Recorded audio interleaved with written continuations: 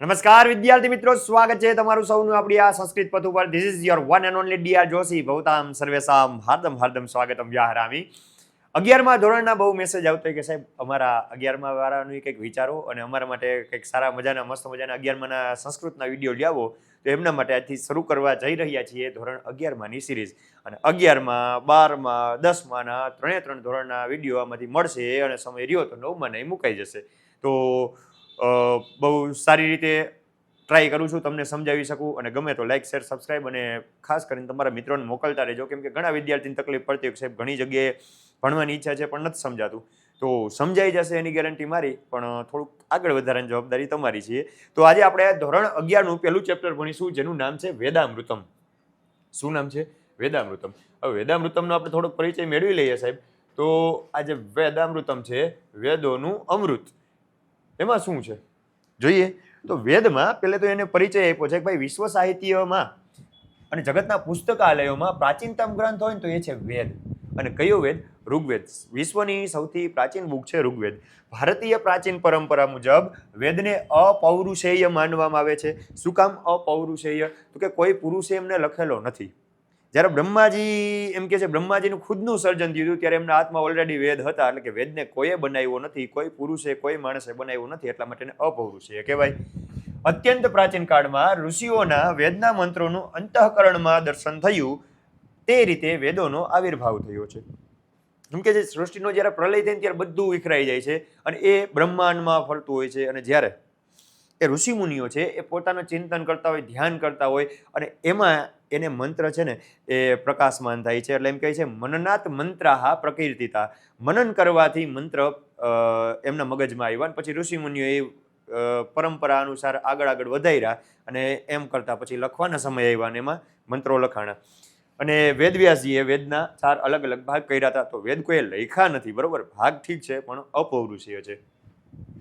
આ વેદોમાં સમસ્ત માનવ સમાજને માટે ઉપયોગી થઈ રહે તેવા વિધિ અને નિષેધનો ઉપદેશ આપવામાં આવ્યો છે. અને વિધિ અને નિષેધ એટલે શું? તો કે વિધિ એટલે આવા કાર્યો કરવા જોઈએ એવી આજ્ઞા, અને નિષેધ એટલે આવા કાર્યો ન કરવા જોઈએ એવી આજ્ઞા. આ ઉપરાંત આ વિધિ નિષેધને સક્ષમ રીતે પાલન કરવાનું સામર્થ્ય પ્રાપ્ત થાય તે માટે કેટલીક પ્રાર્થનાઓ પણ છે. ભાવપૂર્ણ પદાવલી ધરાવતી આ પ્રાર્થનાઓ માનવની આત્મિક શક્તિને વધારે છે.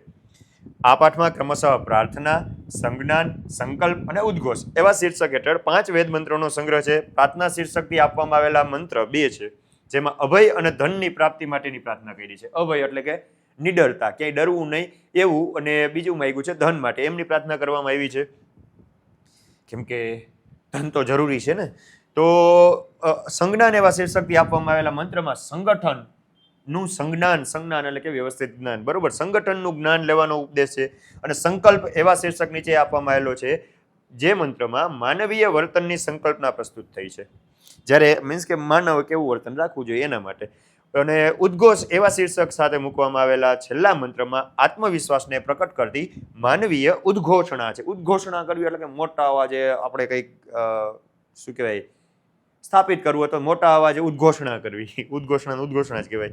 આ બધા વેદ મંત્રોમાં રહેલું ભાવતત્વ સમગ્ર માનવ સમાજને આવરી લે છે. એમાં લિંગ, વય, જાતિ, દેશ, ભેદ ક્યાંય દૃષ્ટિગોચર થતો નથી.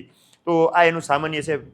મેન વાત આટલી હતી કે ભાઈ ભારતનો સૌથી પ્રાચીન ગ્રંથ વેદ છે.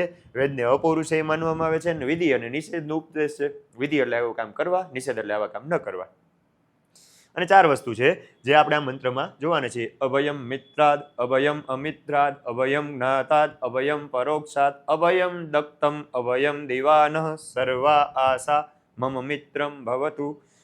મંત્રને આમ તો ગાઈ ન શકાય, બરોબર, અગેય કહેવાય, પણ તો એ ઘણા યાદ રાખવા માટે ગાતા હોય તો એમાં કંઈ વાંધો નથી. પછી આ બધા 5 મંત્ર જે તમારી સામે છે આપણે આગળ ધીમે ધીમે જોઈએ છીએ. અને આ વેદનો પરિચય આપ્યો છે કે અથર્વવેદમાંથી પહેલો મંત્ર છે લેવામાં આવ્યો. પેન બદલાવી નાખી. પહેલો મંત્ર કેમાં છે? અથર્વવેદ. અથર્વવેદમાં કાંડ આવેલા છે, જેમાં 19મા કાંડમાં 15મું સૂક્ત છે અને એમાં 6ઠ્ઠો મંત્ર છે. મીન્સ કે અથર્વવેદમાં કાંડ હોય 1 કાંડ, 2 કાંડ, 3 કાંડ, અને એમાં એક કાંડની અંદર અધ્યાય 1, અધ્યાય 2, અધ્યાય 3 એવી રીતે હોય. એમાં સૂક્ત છે, સૂક્ત 1, સૂક્ત 2, સૂક્ત 3. તો એ કેટલામો કાંડ છે? 19મો કાંડ. એમાં અંદર સૂક્તો ઘણા બધા આવેલા છે. એમાં જે સૂક્ત એટલે કે સ્તોત્ર, જેમ કેમ 1 થી વધુ શ્લોકનું બનેલું એક સ્તોત્ર હોય, એવી રીતે 1 થી વધુ બનેલા મંત્રોને સૂક્ત કહેવાય. એવા સૂક્તમાં 6ઠ્ઠો મંત્ર 15મા સૂક્તનો 6ઠ્ઠો મંત્ર આ છે. એવી રીતે યજુર્વેદમાં જાઓ તો યજુર્વેદમાં અધ્યાય છે, 40મા અધ્યાયનો 16મો મંત્ર છે. ત્રીજો મંત્ર જે છે એ ઋગ્વેદમાં મંડળ આવેલા છે, 10 મંડળ, અને એ 10 મંડળમાંથી 10મા મંડળમાં સૂક્ત છે 108મું, અને એમાં મંત્ર છે ત્રીજો. ઋગ્વેદમાં મંડળ 10 છે, 10મામાં 10મું મંડળ છે. એ 10મા મંડળમાં ઘણા બધા સૂક્તો આવેલા છે. એ સૂક્તોની અંદર 108મું સૂક્ત છે, ને એમાં મંત્ર નંબર 3 એ આપણો આ છે સમાનો મંત્ર. એના પછી સહૃદયમ સામનસ્યમ જે ચોથો મંત્ર છે એ અથર્વવેદના 3જા કાંડના 30મા સૂક્તનો પહેલો મંત્ર છે, અને એના પછી છેલ્લો ઉદ્ઘોષ છે એ પણ અથર્વવેદના 4થા કાંડના 13મા સૂક્તનો 6ઠ્ઠો મંત્ર છે. હવે તમારી બુકમાં અને ક્યાંક ક્યાંક જૂની નવી બુકમાં ડિફરન્સ જોવા મળશે. ક્યાં ખબર? અહીંયા જુનોહુરાણમ લખ્યું છે, જુનોહુરાણમ પણ જુહુરાણમ આવે છે. વેદમાં જુહુરાણમ છે ઓરિજિનલ વેદમાં, તો કદાચ હોય તો મિસ્ટેક સુધારી નાખવાની. ઘણી બુકમાં જૂની પહેલે જુહુરાણમ હતું, જુનોહુ અને આડોવડું છે, એટલે એક યાદ રાખવાનું, આ જુનોહુ ના આવે, શું આવે? જુહુરાણમ એનો. હવે આગળ આપણે મંત્ર તરફ વધીએ છીએ તો પહેલો મંત્ર છે અભયમ મિત્રાદ, અભયમ અમિત્રાદ, અભયમ જ્ઞાતાદ, અભયમ પરોક્ષાત, અભયમ નક્તમ, અભયમ દેવાન, સર્વા આશા મમ મિત્રમ ભવતુ. તો અભયની પ્રાપ્તિ માંગી છે. અભય એટલે કે નિર્ભય હોવું, કોઈનો ડર ન હોવો. કોનાથી અભય હોવું? તો કે મિત્રાદ. જો અહીંયા સંધિ છૂટી પડશે, મિત્રાદ, મિત્રાદ, દ અડધો થઈ જાય અને અભયમ થઈ જાય, અભયમ, અભયમ મિત્રાદ. અભયમ એટલે કે અભયતા હો, કેનાથી? મિત્ર તરફથી. પછી આવ્યું પાછું અભયમ, કેનાથી? તો કે મ માંથી અ નીકળે એટલે કે અમિત્રાદ. મિત્ર એટલે કે મિત્ર, ને અમિત્ર એટલે કે શત્રુ. તો પહેલામાં આવ્યું કે અમે મિત્ર તરફથી અભય થાય, અમે શત્રુ તરફથી અભય થાય. અભયમ મિત્રાદ, અભયમ અમિત્રાદ. મિત્ર તરફથી અભય, અમિત્ર તરફથી અભય. કેમ કે ઘણા મિત્રો દેખાવના હોય, હોતા નથી, તો એવા મિત્રો તરફથી અભય થાય. જે મિત્ર નથી, શત્રુ છે, એમના તરફથી અમને અભય પ્રાપ્ત થવું. અભયમ જ્ઞાતાદ. જ્ઞાતા એટલે કે જાણીતા, જેને અમે જાણીએ છીએ, જે જાણીતી બાબત છે, કે જે વ્યક્તિ અમારા જાણીતા છે, એના તરફથી અમને અભય થવું. અને અભયમ પરોક્ષાત. પરોક્ષ એટલે કે જે સામે નથી દેખાતું તે. જે તમારી સામે છે ને એને પ્રત્યક્ષ કહેવાય, જે તમારી સામે નથી એને પરોક્ષ કહેવાય. મતલબ કે જે જ્ઞાતા, જેને જાણો છો એનાથી અભય, જેને નથી જાણતા, જે પરોક્ષ છે, જે તમારી સામે છે જ નહીં, એનાથી અભય. મિત્રથી અભય, શત્રુથી અભય, જાણીતાથી અભય, પરોક્ષમાં રહેલા છે એનાથી અભય. અભયમ નક્તમ. નક્ત એટલે થાય રાત્રિ, તો અમને રાત્રિમાં અભય થાવ. અભયમ દિવાન. દિવા એટલે કે દિવસ, દિવસના અભય થાવ. નહ એટલે કે અમને. સમજાણું? મિત્ર તરફથી અમને અભય પ્રાપ્ત થાવ, શત્રુ તરફથી અમને અભય પ્રાપ્ત થાવ. જાણીતા કે જ્ઞાતા, જ્ઞાતા એટલે કે જેને જાણીએ છીએ, જે જાણીતા છે એનાથી અભય પ્રાપ્ત થાવ, કે જે જાણીતી બાબત છે એનાથી અભય પ્રાપ્ત થાવ. અને પછી વાત કરી પરોક્ષાત, જે સામે છે જ નહીં. સામે છે તો પ્રત્યક્ષ છે, પણ સામે જ નથી, તો એ કેવું શું કહેવાય? પરોક્ષ કહેવાય. તો જેમાંથી સામે નથી દેખાતા એવાથી અમને અભયની પ્રાપ્તિ કરાવો. અભયમ નક્તમ, રાત્રે અમને અભય થાવ. દિવા, દિવસે અમને અભય થાવ. અને સર્વા એટલે કે બધી, આશા એટલે થઈ દિશા. મમ એટલે કે મારી, મિત્ર એટલે કે મિત્ર, ભવંતુ એટલે કે થાવ, બધી દિશાઓ મારી મિત્ર થાવ. કેમ કે શત્રુ કોઈ દી આપણું સારું ન કરે, પણ એમ કે આ બધી દિશાઓ મારી મિત્ર થાવ. શું કામ? તો કે મિત્ર થવાની વાત એટલા માટે કરે છે કે મિત્ર આપણું કલ્યાણ ઈચ્છતા હોય, તો 10 દિશાઓમાંથી મારું કલ્યાણ થવું એવી ભાવના છે. બરોબર? મિત્ર થાવ એટલે એમ નહીં પૂર્વ દિશા આવે ને એમ કે હાલ હું તારી મિત્ર, પણ એના તરફથી અમને સારું કઈ વસ્તુની પ્રાપ્તિ થાવ, અમારું કલ્યાણ થાવ, એટલે એ અર્થમાં મિત્ર થાવ એમ કે છે. મિત્ર તરફથી અભય, શત્રુ તરફથી અભય, જાણીતાથી અભય, અજાણ્યા નથી દેખાતા એવા પરોક્ષથી અભય, રાત્રે અભય, દિવસે અભય થાવો. કોને? અમને. અને બધી દિશાઓ અમારી મિત્ર થાવો. તો આઈ થિંક આ પેલો મંત્ર તમને સમજાઈ ગયો. સમજાઈ ગયો? આગળ વધીએ. જોઈ લેજો એક મિનિટ સ્ટોપ કરીને. મિત્ર તરફથી અભય, શત્રુ તરફથી અભય, જાણેલી બાબતથી અભય, નજરે નથી પડતું એનાથી અભય, રાત્રે અભય, દિવસે અભય થાવ, અને સર્વ દિશાઓ મારી મિત્ર થાવ. તો આ પેલો મંત્ર તમે સમજી ગયા મિત્ર? આવો હાલો આગળ વધતે. બીજો વાત કરે છે અગ્ને નય સુપથારાયે અસ્માન વિશ્વાની દેવ વયુનાને વિદ્વાન યોધ્યસ્મજ્જુહુરાણમેનો ભૂષ્ઠાંતે નમ ઉક્તિમ વિધેમ. તો વાત કરી છે અગ્ને એટલે કે હે અગ્નિદેવ, નય લઈ જાઓ. ક્યાં લઈ જાઓ? સુપથા, સારા માર્ગે લઈ જાઓ. કેમ? રાયે, રાય એટલે થાય ધન માટે. કેના માટે? ધન માટે. અગ્નિ એટલે કે અગ્નિદેવ, નય લઈ જાઓ. ક્યાં? સુપથા, સારા માર્ગે. શા માટે? ધન માટે. કોને? અસ્માન, અમને. કોને? અમને. હે અગ્નિદેવ, ધનને માટે અમને સારા માર્ગે લઈ જાઓ. હવે અગ્નિદેવનું વિશેષણ આપ્યું છે. એ અગ્નિદેવ છે કેવા? તો કે વિશ્વાની એટલે કે બધે બધું, દેવ એટલે કે દેવ, વયુનમ એટલે થાય જ્ઞાન, અને વયુનાની એટલે કે ઘણા બધા જ્ઞાન, ઘણું બધું જ્ઞાન, વિદ્વાન એટલે કે જાણનારા, જ્ઞાન અને જાણનાર. તો મતલબ એમ કીધું છે કે ઘણા બધા જ્ઞાનને જાણનારા દેવ અગ્નિદેવ ધનના માટે અમને સારા માર્ગે લઈ જાઓ. હે ઘણા બધા જ્ઞાનને જાણનારા અગ્નિદેવ ધનના માટે અમને સારા માર્ગે લઈ જાઓ. માણસ ધનને માટે ગમે એ માર્ગે જવા તૈયાર છે કે નહીં? એક બાટલી અહીંથી આમ કરી દે, ધન આવી ગયું, પણ એ સારો માર્ગ નથી. તો ધન આવવું જોઈએ, પણ ક્યાંથી આવવું જોઈએ? સારા માર્ગથી, સારી રીતે આવવું જોઈએ. તો આપણે અગ્નિદેવને પ્રાર્થના કરી, હે વિવિધ જ્ઞાનને જાણનારા અગ્નિદેવ ધનના માટે અમને સારા માર્ગે લઈ જાઓ. અને પછી વાત કરી છે યુયોધી. અહીંયા સંધિ પડે છે ભાઈ. થોડી થોડી સંધિ આવડતી ને તો વાંધો ના આવે. મને તો આવડે, થોડું થોડું આવડી જાય, વાંધો ના આવે ભાઈ. તો યુયોધી, યુયોધી એટલે કે દૂર કરો. યુયોધી એટલે શું થાય? દૂર કરો. અસ્મત એટલે કે અમારામાંથી. જુહુરાણ, જુહુરાણ, જુહુરાણમ એટલે કે કુટિલ, જેમાંથી બહાર ન નીકળી શકાય એવું. એવું શું? મેનો નહીં, અહીંયા મ આમ આવી જાય, એ નહ આમ રહી જાય, બરોબર? એ નોનું થઈ જાય એ નહ, એ નહ એટલે થઈ પાપ. તો યુયોધી એટલે કે દૂર કરો. અસ્મત અમારામાંથી. જુહુરાણમ કુટિલ, બંધનકારી છે, બાંધીને રાખે એવું. એ નહ એટલે થાય પાપ. એનો એટલે શું થાય? પાપ. ભૂઈષ્ઠાંતે, ભૂઈષ્ઠામ એટલે થાય વિસ્તૃત. ભૂઈષ્ઠાંતે એટલે કે બહુ વિસ્તૃત હોય એવી. ઉક્તિમ એટલે કે વચનને. નમ વિધેમ એટલે કે નમસ્કાર કરીએ છીએ. હે અગ્નિદેવ ધનના માટે અમને, હે વિવિધ જ્ઞાનને જાણનારા અગ્નિદેવ ધનના માટે અમને સારા માર્ગે લઈ જાઓ. કુટિલ અને બંધનકારી એવું જે પાપ છે એમાંથી, એ અમારામાંથી દૂર કરો. અમે તમારી વિસ્તૃત ઉક્તિને, તમારા વચનને નમસ્કાર કરીએ છીએ. નમ વિધેમ એટલે કે નમસ્કાર કરીએ છીએ. ભૂઈષ્ઠાંતે વિસ્તૃત, ઉક્તિમ એટલે કે વચનને, તમારા વિસ્તૃત વચનને અમે નમસ્કાર કરીએ છીએ.